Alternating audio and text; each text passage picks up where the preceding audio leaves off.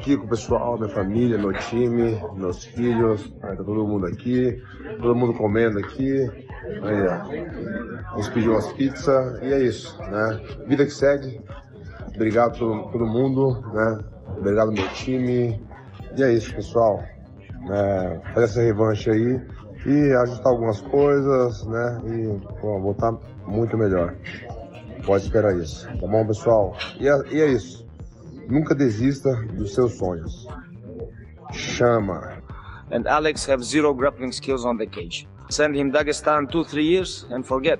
Because that's the only way he gonna learn.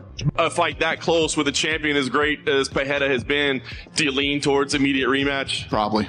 Yeah. Expected a lot more shooting, expected a lot more. Nobody expected Ankalaev to stand and trade with the knockout artist, but that's exactly what he did, and it worked. Round 1 started with Pereira looking confident, landing his signature left hook and powerful leg kicks. The champion moved with purpose, making everyone think this would be another night where Poten added to his highlight reel of finishes. His precision striking had fans on their feet, expecting the sudden violence that has made Pereira a global star. But then something remarkable happened. Instead of shooting for takedowns like everyone predicted, Ankalaev walked him down. The Dagestani fighter pushed forward with relentless pressure, refusing to back up an inch, and kept Pereira against the cage. This wasn't in the script. The striker was supposed to be afraid of the grappler's ground game, not his stand-up skills. I just watched the whole fight. I can outstrike the best strikers, Ankalaev proudly declared after his victory. First 3 rounds, I made up my mind I will just strike with him. It was so much fun. This confidence wasn't just talk. It was visible in every exchange as he fearlessly traded with a man who has put countless opponents to sleep. By round 2, the momentum had shifted dramatically. Ankalaev's forward pressure was forcing Pereira to fight backing up, a position where he's historically less effective. The strategy was working perfectly. While Pereira defended all 11 takedown attempts throughout the fight, it was the threat of the takedown that opened up striking opportunities for Ankalaev. The pressure broke Pereira. By round 3, the champion was visibly uncomfortable, defending instead of attacking, his back constantly against the fence. His corner grew increasingly desperate, shouting instructions that revealed their concern. You got to go after him this round. You have to let everything go. You gotta try to take him out.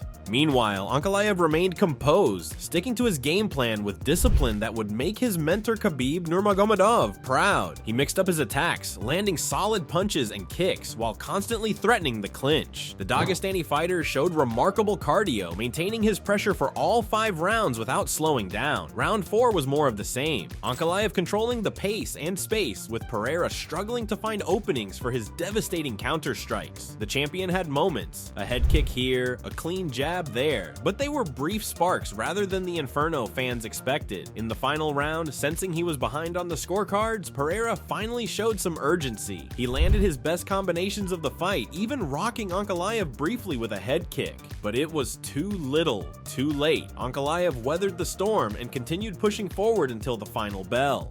When Bruce Buffer announced "and new champion," the arena exploded with a mix of shock and admiration. The underdog had done the unthinkable, beating the most feared striker in the UFC at his own game. Even Joe Rogan had to admit during his commentary, there were only a couple of moments where Pereira stunned him. Mostly Ankalaev was controlling the distance, putting the pressure on. It wasn't just a victory, it was a masterclass in pressure fighting against a dangerous opponent. Ankalaev had proven all his doubters wrong in the most emphatic way possible. The new champion raised his hands in triumph as the belt was wrapped around his waist, the culmination of years of hard work and a perfectly executed game plan. Everyone's talking about this fight, and the experts can't believe what they saw. Dana White, the UFC president who's seen it all, was caught completely off guard by what unfolded at the T-Mobile Arena. Not what I expected, White admitted in the post-fight press conference, shaking his head in disbelief. I thought Ankalaev won the fight. I wasn't shocked when I heard the decision. Coming from the man who's witnessed every major upset in UFC history, this admission speaks volumes about how Ankalaev defied expectations.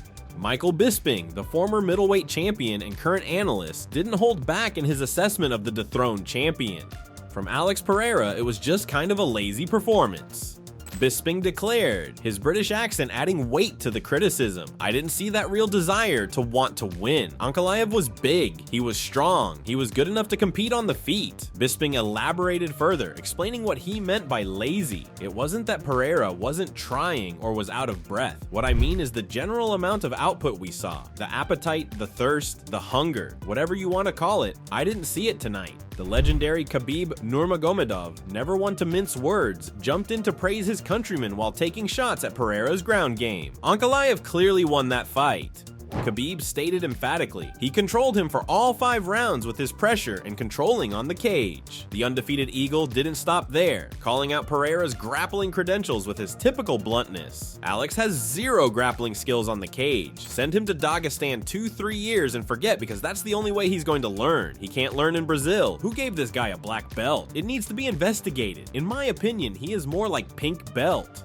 Daniel Cormier, who knows a thing or two about championship fights, broke down the technical aspects that led to Ankalaev's victory. Wrestling is more than just takedowns, DC explained. Wrestling is the clinch. Wrestling is holding someone against the octagon side. Wrestling is forcing a man to be in a position that he doesn't want to be. That's not an easy thing to do.